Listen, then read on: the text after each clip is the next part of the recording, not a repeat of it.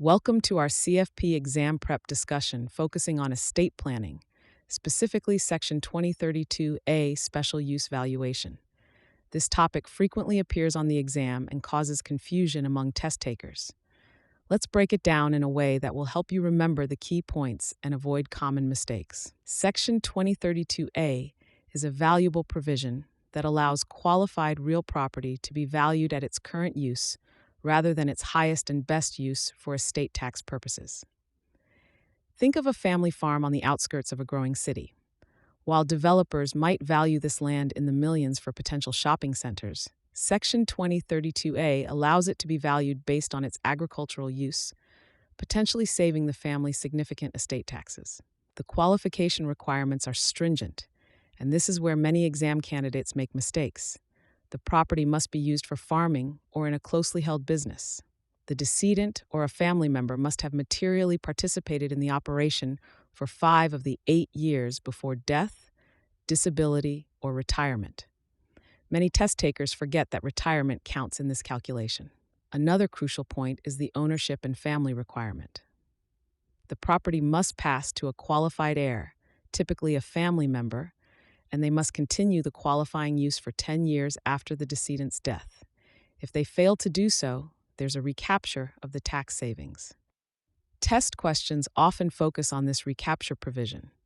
The maximum reduction in value allowed under Section 2032A is adjusted annually for inflation. For 2023, it's $1,300,000. A common trap in exam questions is forgetting this limitation. Even if the difference between the highest and best use value and the special use value is greater, you can't exceed this maximum reduction. Let's look at a practical example. Suppose a family farm has a highest and best use value of $3 million as potential commercial property, but its agricultural value is only $800,000. The maximum reduction would be limited to $1,310,000, making the minimum value for estate tax purposes $1,690,000, not the $800,000 agricultural value. A frequently tested aspect is the material participation requirement.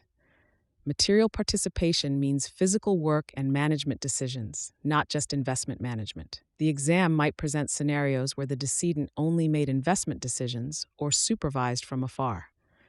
These wouldn't qualify for Section 2032A treatment. One of the most common mistakes students make is confusing Section 2032A with other estate tax provisions. For instance, don't confuse this with Section 6166, which deals with installment payments of estate taxes for closely held businesses. They're separate provisions with different requirements and benefits. Remember that all qualified heirs must sign an agreement consenting to the special use valuation and potential recapture tax. This agreement creates a lien on the property, ensuring the government can collect if the property's use changes within the 10-year period. When preparing for the exam, focus on understanding the core purpose of Section 2032A. It's designed to help keep family farms and businesses intact by reducing the estate tax burden. The requirements are strict because this is a significant tax benefit. Practice calculating the valuation reduction, and always check if all qualifications are met before applying Section 2032A in exam questions. Being thorough in these checks will help you avoid the common pitfalls and correctly answer exam questions on this topic.